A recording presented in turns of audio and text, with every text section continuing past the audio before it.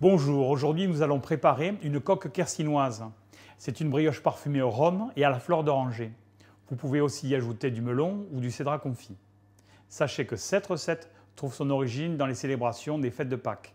Elle peut également se déguster pour fêter les rois. Dans ce cas-là, n'oubliez pas la fève. Pour réaliser cette coque quercinoise, il vous faudra de la farine T55, 6 œufs frais, du sucre en grains et du sucre semoule, un petit peu de lait et du beurre doux, de la levure boulangère déshydratée, le zeste d'un citron bio et une pincée de sel. Il vous faudra également du rhum et de l'eau de fleur d'oranger. Et pour le matériel, vous aurez besoin d'une plaque de four, d'une feuille de papier sulfurisé et d'une corne. Il vous faudra aussi un batteur équipé d'un crochet.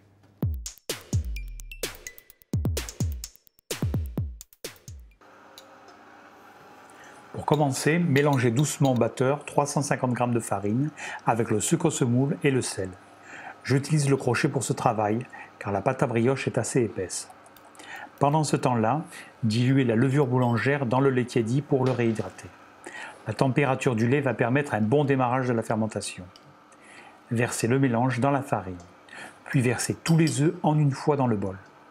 Prenez 3 bonnes minutes à vitesse moyenne pour bien incorporer les œufs et commencer à développer l'élasticité du gluten.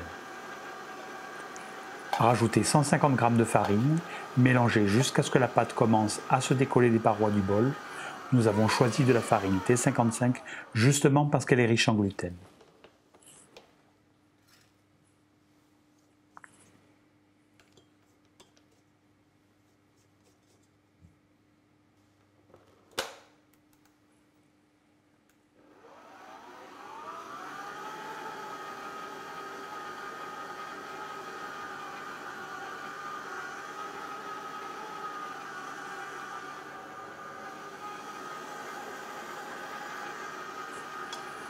Rajoutez les cubes de beurre mou, le zeste de citron, l'eau de fleur d'oranger et le rhum.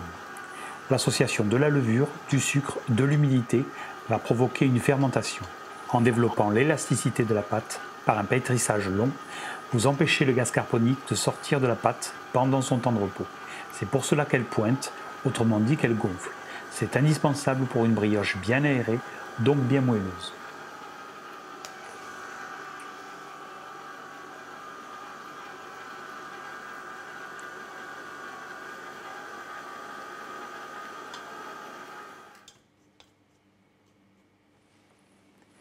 Lorsque le beurre est bien incorporé, arrêtez le batteur.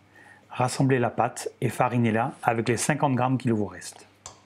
Recouvrez le bol du batteur avec un linge humide pour que la pâte ne sèche pas en surface. Laissez-la reposer environ 1 heure dans une pièce entre 20 et 30 degrés. La pâte doit doubler. Après ce repos, mélangez au batteur la farine de surface avec la pâte. Ajoutez-y les 2/3 du sucre en grains.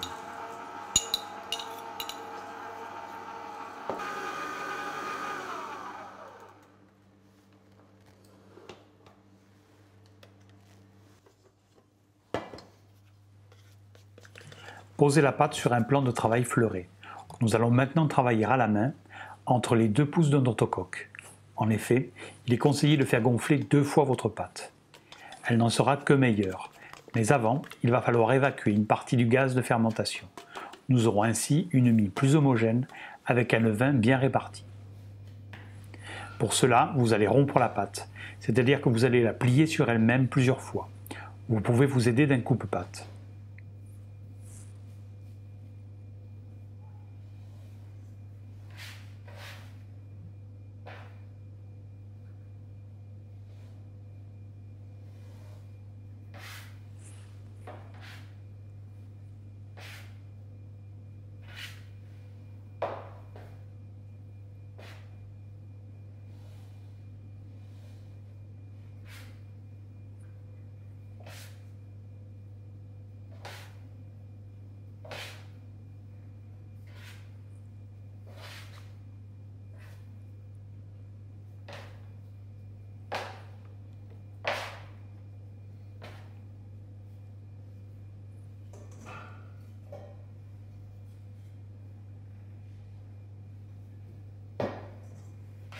Nous allons lancer la seconde pousse. Pour cela, farinez le fond d'un cul de poule, déposez le pâton et fleurez le dessus, puis recouvrez d'un torchon humide. La pâte va pointer encore une fois 1 heure à température ambiante. Graissez et farinez une feuille de papier sulfurisé sur les 2 faces. Posez-la sur une plaque allant au four. Déposez délicatement votre coque bien au centre.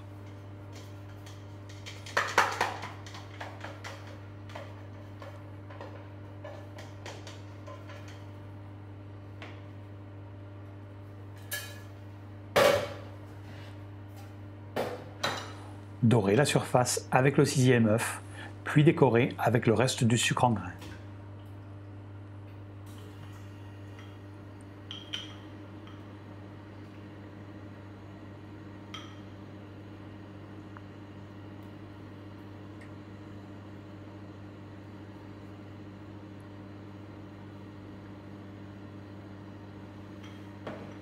Vous allez enfourner la coque dans un four préchauffé à 200 degrés. Baissez la température à 180 degrés après avoir fermé la porte du four. Votre gâteau va cuire pendant 40 minutes.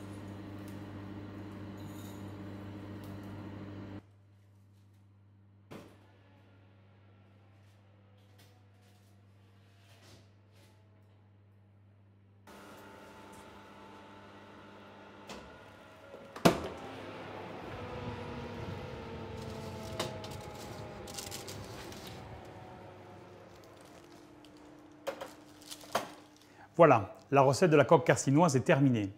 Connaissez-vous le vignoble du Brulhois? Entre Agen et Montauban, les vins rouges produits sur ce terroir sont étonnants, déroutants et même envoûtants.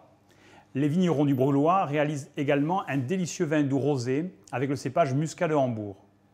Servi frais, ces arômes de pêche et de vanille s'accorderont parfaitement à la coque carcinoise. Ce vin délicat porte le doux nom de grain d'amour. Bonne dégustation!